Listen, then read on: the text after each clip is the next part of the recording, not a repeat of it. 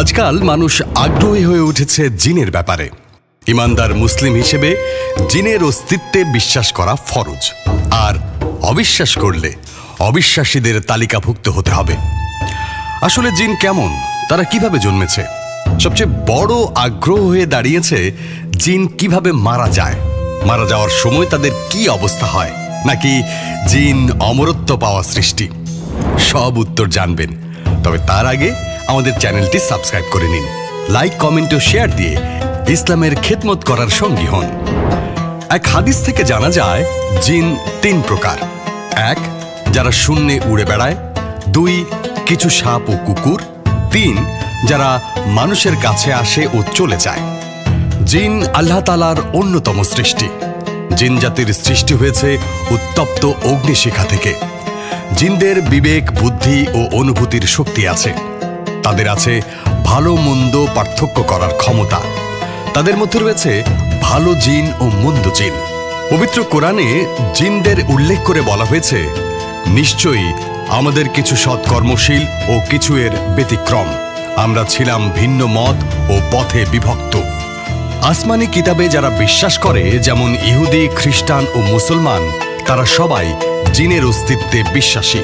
পৌত্তলিক কিছু দার্শনিক ও বস্তুবাদী গবেষক জিনের অস্তিত্ব স্বীকার করে না। দার্শনিকদের একটি দল বলে থাকে, ফেরেশতা ও জিন রূপক অর্থে ব্যবহৃত হয়। ভালো চরিত্র ফেরেশতা আর খারাপ চরিত্র জিন বা শয়তান শব্দ দিয়ে বোঝানো হয়। তাদের বক্তব্য কোরআন ও সুন্নাহর পরিপন্থী। জিনের অস্তিত্ব স্বীকার করা ঈমান বিল গায়েব বা অদৃশ্যের প্রতি ঈমান আনার অন্তর্ভুক্ত। আল্লাহ রাব্বুল আলামিন পবিত্র কোরআনের প্রায় 50 বার জিন সম্পর্কে আলোচনা করেছেন। জিন জাতির সৃষ্টি, তাদের ইসলাম গ্রহণ, মানুষের আগে তাদের সৃষ্টি ইত্যাদি বিষয়ে একাধিক আয়াত অবতীর্ণ হয়েছে। সূরা আর রহমানে জিন ও মানুষকে একসঙ্গে সম্বোধন করা হয়েছে।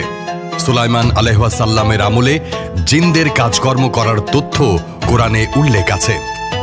জিন জাতি সম্পর্কে মহান আল্লাহ সূরা জিন নামের একটি পূর্ণাঙ্গ সূরা নাজিল করেছেন। তাই জিনের অস্তিত্ব অস্বীকার করা কোরআন অস্বীকার করার নামান্তর। প্রশ্ন হলো, জিনেরা কি মানুষের মতো মৃত্যুবরণ করে? এর জবাব হলো, আহলে সুন্নাত ওয়াল জামাতের আকীদা ও বিশ্বাস মতে জিনেরা মৃত্যুবরণ করে। হাদিস শরীফে এসেছে, হে আল্লাহ, আপনি চিরঞ্জীব, যিনি কখনো মৃত্যুবরণ করেন না, অথচ মানুষ ও জিন মৃত্যুবরণ করে। তবে জিনদের মৃত্যুর উপলক্ষ মানুষের মৃত্যুর উপলক্ষের সঙ্গে মিল নাও থাকতে পারে। সাধারণত জিনেরা জ্বলন্ত অগ্নিশিখায় পুড়ে মারা যায়। হত্যা ও লড়াইয়েও অনেকের মৃত্যু ঘটে। তাদেরও অসুখ হয়, অসুখেও অনেকের মৃত্যু হয়। আবার অনেকে সাগরে ডুবে মরে যায়।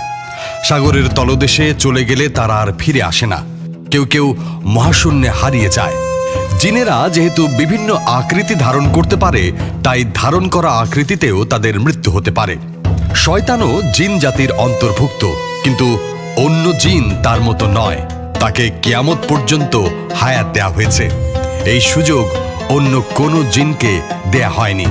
প্রসঙ্গত আরেকটি প্রশ্ন এসে যায়। প্রশ্নটি হলো, মৃত জিনদের কোথায় দাফন করা হয়? এর জবাব হলো, যেহেতু রাসূল সাল্লাল্লাহু আলাইহি ওয়াসাল্লামকে জিন জাতির জন্য প্রেরণ করা হয়েছে, অতএব তারাও কবর দেয়ার ইসলামী রীতি অবশ্যই মেনে চলতে বাধ্য। তবে তার ধরন মানুষের অজানা। আপনি আমাদের চ্যানেলে নতুন হলে এখনই সাবস্ক্রাইব করে সঙ্গে থাকুন। আমরা বিভিন্ন কন্টেন্টের মাধ্যমে ইসলামের সুমহান বার্তা পৌঁছানোর চেষ্টা করি।